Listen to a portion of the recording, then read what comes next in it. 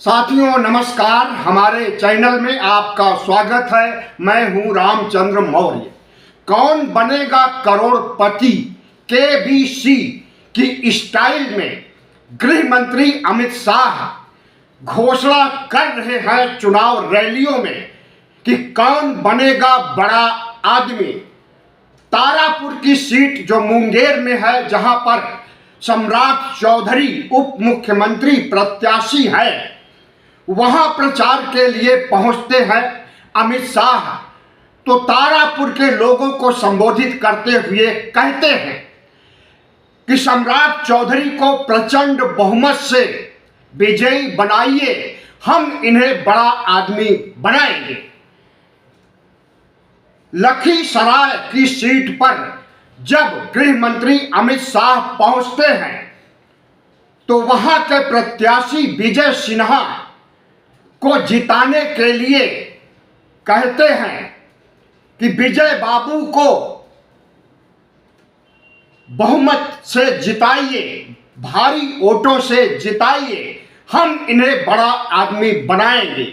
विजय सिन्हा और सम्राट चौधरी वर्तमान में नीतीश कुमार मंत्रिमंडल में उप मुख्यमंत्री हैं और नीतीश कुमार इस समय भारतीय जनता पार्टी से, मोदी और शाह से नाराज चल रहे हैं और कोप भवन में बैठे हुए हैं। तो क्या नीतीश कुमार को सीधा संदेश देने के लिए अमित शाह ने केबीसी स्टाइल में कहा कि हम विजय सिन्हा और सम्राट चौधरी को बड़ा आदमी बना देंगे? तो क्या अमित शाह की अगर जीत होती है, बीजेपी की जीत होती है, तो इस बार दो मुख्यमंत्री बनेंगे? सवाल तो वाजिब है, लेकिन उत्तर नहीं मिल पाएगा, क्योंकि दो मुख्यमंत्री बनाने के लिए संविधान में जगह नहीं है। इसी तरह से उप मुख्यमंत्री बनाने के लिए भी संविधान में औपचारिक रूप से जगह नहीं है। लेकिन कोई भी सरकार, चाहे बीजेपी की हो, कांग्रेस की हो, राष्ट्रीय जनता दल की हो, कोई भी सरकार जब चुन करके आती है तो अपने वोट बैंक को साधने के लिए मुख्यमंत्री के साथ एक या दो से अधिक उप मुख्यमंत्री बैठा दिया जाता है, ताकि वोट का संतुलन बना रहे।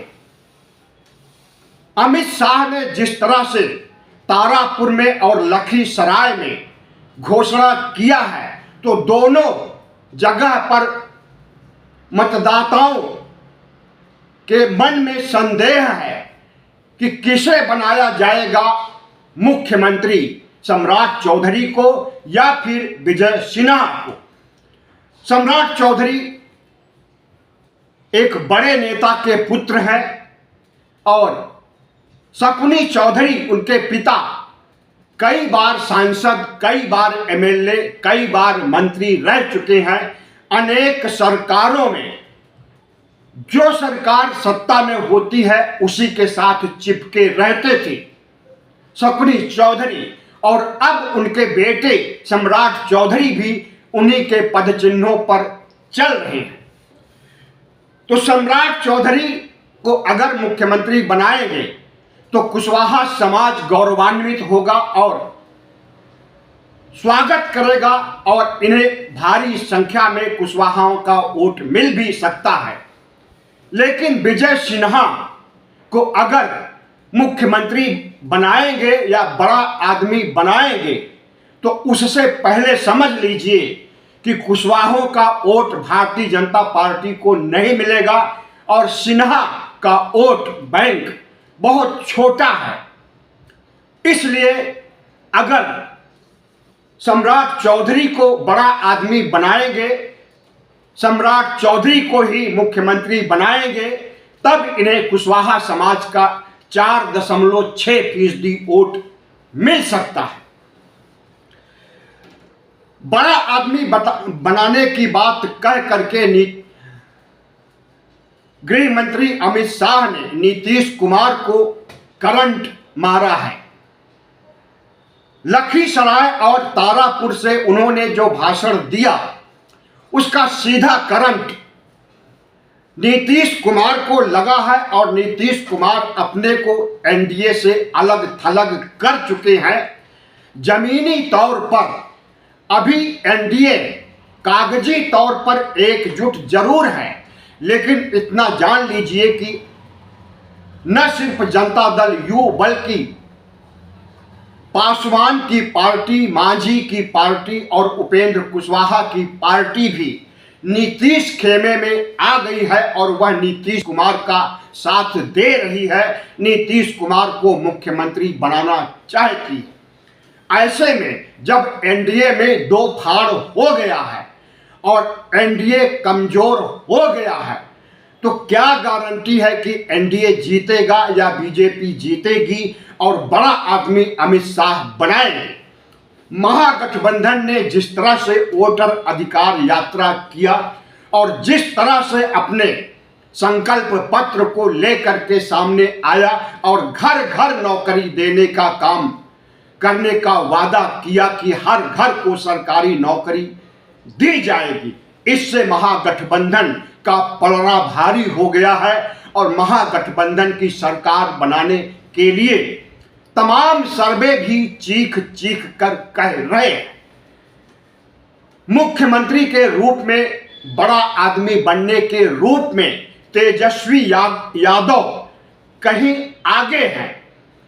जो सर्वे अभी तक 35% बताते थे कि 35% जनता तेजस्वी यादव को मुख्यमंत्री बनाना चाहती है, वही आज की तिथि में 37% लोग पसंद कर रहे हैं तेजस्वी यादव को कि यह बिहार के भावी मुख्यमंत्री बनेंगे।